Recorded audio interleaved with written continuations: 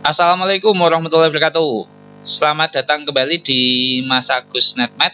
Kali ini kita akan mempelajari tentang penerapan turunan fungsi trigonometri untuk menentukan fungsi naik, fungsi turun, dan titik stasioner. Ini untuk matematika peminatan kelas 12. Nah, kita akan langsung ke contoh dalam menentukan titik stasioner, fungsi naik, dan fungsi turun. Nanti kita menentukan stasionernya di titik mana gitu ya. Nah, sekarang contoh soalnya.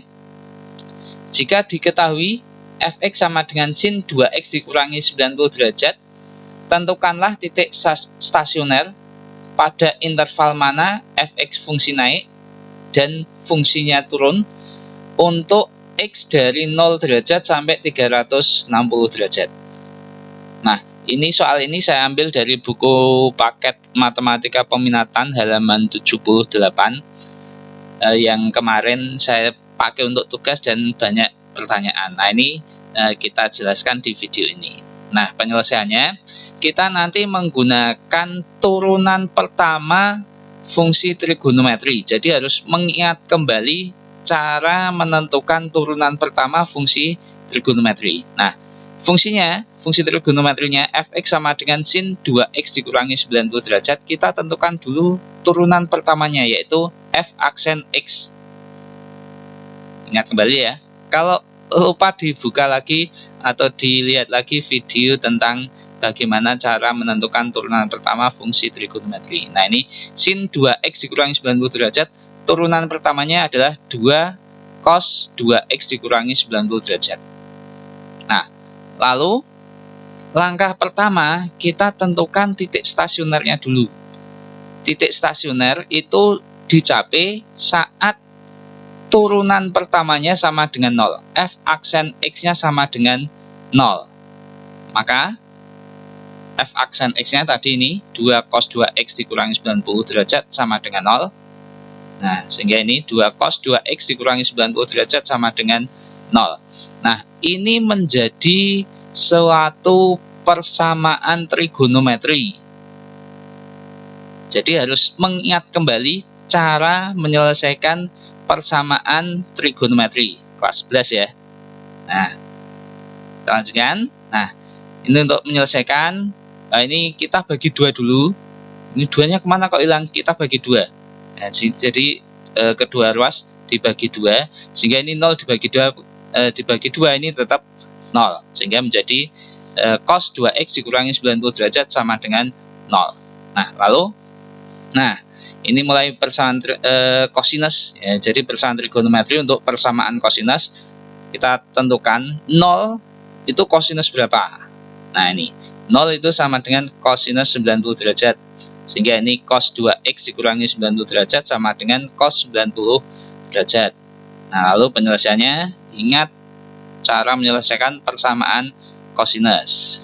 Bisa kita tulis 2x dikurangi 90 sama dengan, ini alfanya ya, alfa ditambah k kali 360 derajat. Nanti ada 2, diingat lagi persamaan kosinus. Yang satu ini nanti alfa tambah k kali 360 derajat. Yang kedua nanti negatif alfa tambah k kali 360 derajat. Nah, kita selesaikan yang pertama dulu. Nah, kemudian ini untuk menentukan x-nya berapa, ini masing-masing ditambah dengan 90, sehingga nanti ini gampangnya pindah ruas gitu ya.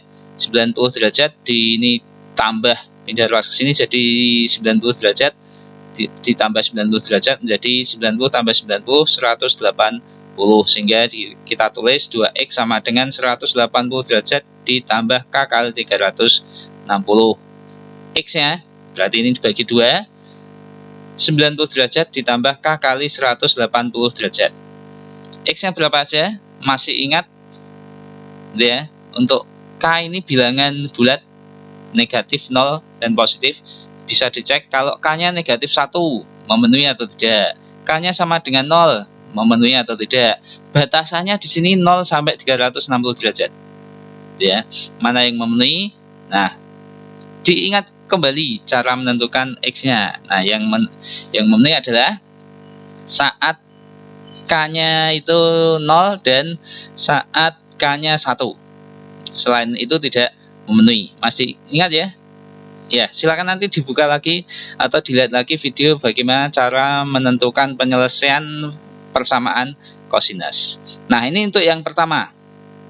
Sekarang yang kedua jangan lupa. Kalau ini tadi 2x kurangi 90, ini ditambah alfa. Kalau ini negatif alfa. Terus ya pindah ruas sehingga nanti ini negatif 90 ditambah 90 ditambah K kali 360. Negatif 90 ditambah 90 0. Tidak usah kita tulis ya. Sehingga langsung 2x sama dengan K kali 360 derajat. Nah sama. Untuk K-nya sama dengan negatif 1. Nah, tidak memenuhi. K-nya 0. Dibagi 2 dulu ya. Dibagi 2 maaf, ini dibagi 2 dulu sehingga X sama dengan K kali 180. Baru tadi K negatif 1 tidak memenuhi. K sama dengan 0 memenuhi ya, masuk. Nah ini ada sama dengannya ya. Nah ini di soal ini ada sama dengannya. Nanti kita ini yang betul ada sama dengannya. Sebentar.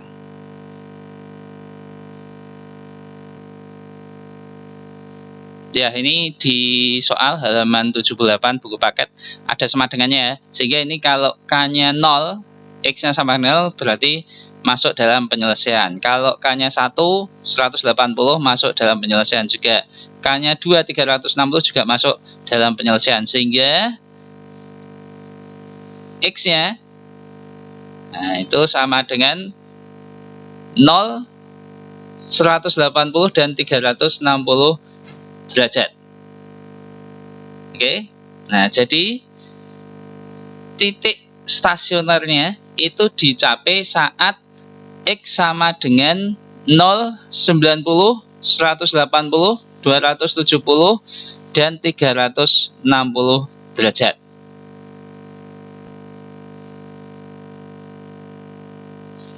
Nah, selanjutnya kita akan menentukan interval fungsi naik dan fungsi turun. Jadi di mana grafik fungsi trigonometri ini fungsi naik dan fungsi turun. Nah, langkahnya pertama kita buat garis bilangan. Lalu kita letakkan titik-titik stasioner ini 090, 180, 270 dan 360 ke garis bilangan tersebut. Seperti ini. Lalu kita akan menentukan tanda pada masing-masing interval ini. Jadi 0 sampai 90 nanti tandanya apa? Positif atau negatif, 90 sampai 180 positif atau negatif dan seterusnya. Caranya kita lakukan uji tanda. Nah, pertama untuk interval 0 sampai 90 ini kita pilih salah satu titik. Kita pilih yang sudut istimewa saja. Misalkan 0 sampai 90 kita pilih 45 derajat. X sama dengan 45 derajat. Kita masukkan ke F aksen X-nya ini. Jadi 2 cos X-nya diganti 45 derajat. Dikurangi 90 derajat. Dihitung. Oh ini 90 kurangi 90, 0. 2 cos 0. Cos 0 itu 1. Kalikan 2, 2. 2 ini positif. Yang penting nih. Tandanya ini. Kalau ini positif, berarti di interval ini juga positif. Kemudian interval berikutnya 90 sampai 180. Kita pilih misalkan 135. Kita hitung F aksen X-nya seperti tadi ini. Diperoleh ternyata hasilnya negatif 2. Oh, hasilnya negatif. Berarti di interval ini negatif. Lanjut ke interval berikutnya. Sama. Kita pilih salah satu titik di antara 180 sampai 270, misalkan 225. Kita hitung ternyata hasilnya 2. Cos 360 itu 1 kalikan 2, 2 positif 2 ya. Positif oh berarti di sini positif. Interval ini terakhir 270 sampai 360 kita pilih misalkan 315. Jadi kita pilih yang sudut-sudut istimewa saja karena untuk mempermudah perhitungan. Nah ini nanti cos 540 lebih dari 360 diingat lagi cara menentukannya. sudah dipelajari di kelas 10 atau kelas 11 ya. Hasilnya negatif maka ini juga negatif. Nah, sehingga kalau sudah ini, kalau tandanya positif berarti dia nanti naik grafiknya, negatif turun. Jadi bisa kita gambarkan seperti ini.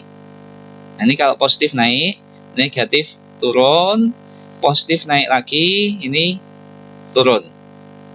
Nah, dari hasil ini bisa kita simpulkan bahwa fx itu naik pada interval ini ada 2 kali naik, yaitu antara 0 sampai 90 dan 180 sampai 270. Ini ya. Nah, kemudian turun pada interval ini 2 kali juga, 90 sampai 180 dan 270 sampai 360. Jadi fx naik pada interval x lebih dari 0 derajat kurang dari 90 derajat dan x lebih dari 180 dan kurang dari 270 derajat. Kemudian fx turun pada interval x lebih dari 90 dan kurang dari 180 dan juga turun di x pada saat x lebih dari 270 dan kurang dari 360.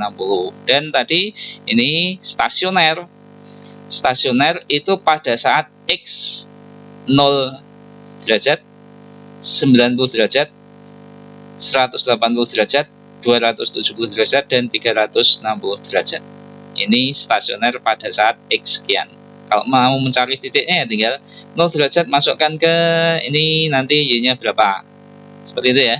Nah, oke, terima kasih sudah belajar di Mas Agus NetMed. Mohon maaf apabila ada kesalahan dan kurang jelasan dalam saya menjelaskan. Silakan kalau ada pertanyaan tulis di komentar atau ada koreksi silakan juga tulis di komentar. Terima kasih. Wassalamualaikum warahmatullahi wabarakatuh.